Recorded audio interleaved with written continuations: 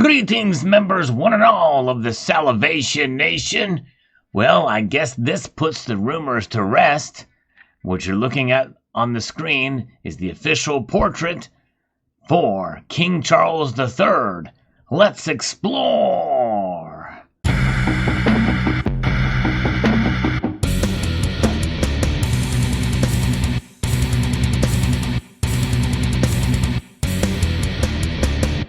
The Royal Mint has unveiled new portraits for the king, and I have seen some reports on this, and several of you have sent me some links as well. The best source I could find for this, and we'll take a look at some closer pictures here in a moment, is actually the BBC. And this King Charles new coins featuring the monarch's portrait has been unveiled. And, you know, there's been a lot of speculation amongst the community here as to when King Charles would be on the portrait for circulating coins as well as bullion coins. It looks like it's happening a lot sooner than many of us thought, according to this story here. If you enjoy news like this, I hope you will consider subscribing to the channel, pressing that thumbs up button as well. It does help the algorithm, and maybe even type the word algorithm in the comment section if you don't have anything else to say, or salgorithm in honor of the channel. Thank you so much. So new coins featuring the portrait of King Charles have been revealed, with a 50 pence carrying his image entering general circulation within weeks. So these coins are going to be entering circulation into the United Kingdom before the end of this year. That's pretty amazing, remarkable, I would say. BBC News was given a first glimpse of the 50 pence and a commemorative $5 crown, or £5 crown rather, which includes an image of the king by British sculptor Martin Jennings. And there you can see it. The coin allows centuries of tradition, with the monarch now facing left, the opposite way to his predecessor. As with previous British kings, and unlike the Queen, he wears no crown. However, I seem to remember, George V had some coins with his crown on. But anyways, but there he is. Pretty amazing. There it is. As King Charles personally approved the effigy and was understood to be pleased with the likeness. And I thought, and from what others have been saying, that this process would not happen until after the coronation next year. But, you know, it's been so long since, Queen Elizabeth became queen in 1952 through to 1953. Were there any coins with her effigy on them in 1952? I don't know. Maybe some of you know in the comment section below. It can educate us as to that. But anyways, the coins will be sold to collectors by the Royal Mint from early next week. In fact, this is a picture of the proof coins, obviously not intended for circulation. So the 50 pence coin will be available for general use as well before the end of the year, distributed according to demand by banks, building societies, and post offices. They will co-circulate with coins featuring the late Queen. So those 27 billion coins will still be accepted in shops. And that only makes sense if that would be the case, for sure. And Jessup, chief executive of the Royal Mint, said the coins generally lasted for 20 years. So both Queen Elizabeth and King Charles will be in circulation together for many years to come. From the start of next year, coins from the 1 pence to the £2, which we use in day-to-day life there in the United Kingdom, will be minted carrying the same image of King Charles. So this is the official portrait now of King Charles III. They will be sent out when needed to replace damaged and worn older coins and to cover any extra demand. People should not worry if they have coins with the Queen on. We will keep those in circulation, Ms. Jessup said. We are seeing people moving to different forms of payment, but people really like to use coins as well for lots of different reasons. So it will continue to remain legal tender to have the Queen's portrait on the coins, and that's good to know because there's a heck of a lot of them out there for many, many, many years. The official portrait was designed to give an accessible look to the king, and the same is true of the inscription. Previous British monarchs have been denoted on inscription using the Latin version of their name. However, the new coins say Charles III rather than Carolus. Ah, yes, indeed. So there it is, a more appropriate kind of, the accessible name. That makes sense.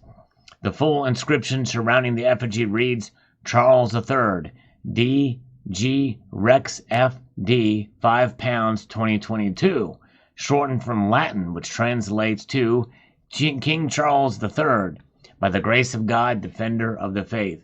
I kind of really have not understood the Latin connection there because, obviously Latin, Rome, and the United Kingdom was once occupied by Rome, but nonetheless, there it is. The reverse of the new 5-pound coin shows 2 new portraits of the Queen, charting her journey from a young monarch to a long-standing head of state.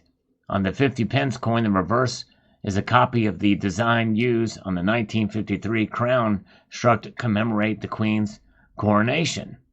And there it is. So that's an interesting collectible piece there. We can see these portraits of the Queen. Remarkable likenesses, I might add, showing the young Queen and the elderly Queen there. Amazing.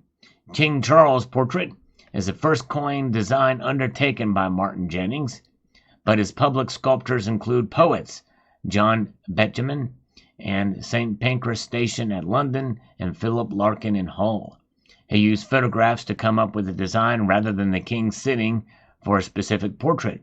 It is the smallest work I have created, but it is humbling to know it will be seen and held by people around the world for centuries to come. The coins will be struck at the Royal Mint's site at Langstraat, South Wales, where the official coin maker and Britain's oldest company moved to accommodate the decimalization process in 1967. I think that was actually implemented in 1971, if my memory serves. Before decimalization, it was common for people to carry coins featuring different monarchs in their pockets. A memorial coin range to commemorate the life and legacy of Queen Elizabeth, including the 5-pound crown, will be put on sale by the Royal Mint on Monday. So they were pretty busy getting things ready for this, and probably they have those dies maybe even cut with just the year only left out, maybe, perhaps. So let's look back here, take a moment, because I think this is kind of interesting information about the Royal Mint. It is one of the oldest companies in the world, striking its first coin in the late 9th century during the reign of Alfred the Great. Remarkable. It was based inside the Tower of London for most of its existence, but since the late 60s, its home has been in the Landressant and Rhondda Cynon Taf in Wales. The current facility was opened by Queen Elizabeth II on the 17th of December 1968, just in time for the massive task of replacing the billions of coins in circulations ahead of decimalization. There are more than 27 billion coins in circulation in the UK, with the Mint issuing around 1 billion new coins every year, although this figure does fluctuate. Separately, people are being urged to check whether they have any paper banknotes at home, as they will be withdrawn from circulation by this weekend. Now, that is fascinating news. Wow. Shops will not be permitted to accept 20-pound Adam Smith and 50-pound notes featuring portraits of Matthew Bolton and James Watt from Saturday. In addition to these Bank of England banknotes, paper 20-pound and 50-pound notes issued by Clydesdale Bank, Royal Bank of Scotland, and Bank of Scotland will also be withdrawn on the same date. The paper 20-pound notes issued by Bank of Ireland, AIB Group, and Danske Bank and Ulster Bank of Northern Ireland will also be taken from circulation. So they won't. Anyone who misses the deadline should still be able to exchange the old notes at their bank. So very interesting indeed. So there it is. So let's take a look here, at a closer look here at the 50-pence coin here with Charles III. Pretty amazing. Wow. And that actually is not a bad portrait, I think. A good likeness of him. I'm not the biggest fan of Charles III, I must admit, but that is a pretty accurate rendition, and he is an older gentleman, and it does capture his age well there, but also dignified portrait. Here's another view from it. And then there is the £5 coin that you see here that we showed at the beginning of this video. So there you have it. Let me know what your thoughts are on this news. Pretty fascinating indeed, remarkable. And what do you think? I assume that this means that, at least in the United Kingdom, the Britannias and will at least have the King George or King Charles III on them, is my guess. The Queen's Tudor's Beast, will they continue to carry the portrait of Queen Elizabeth? And what about the Commonwealth nations, especially Canada and also Australia? What portraits will they use? Will they be required to move over quickly now that this portrait has been unveiled there? Obviously, they can use different portraits as long as they have a view of the king on them, I guess, sometime. And can they wait until the coronation? Is there a steadfast rule or law or order that gives them leeway or time to come up with portraits after until the coronation starts? We shall see. I'd like to extend a multitude of gratitude to you all for taking the time to watch, and encourage you to please rate, share, comment, and subscribe.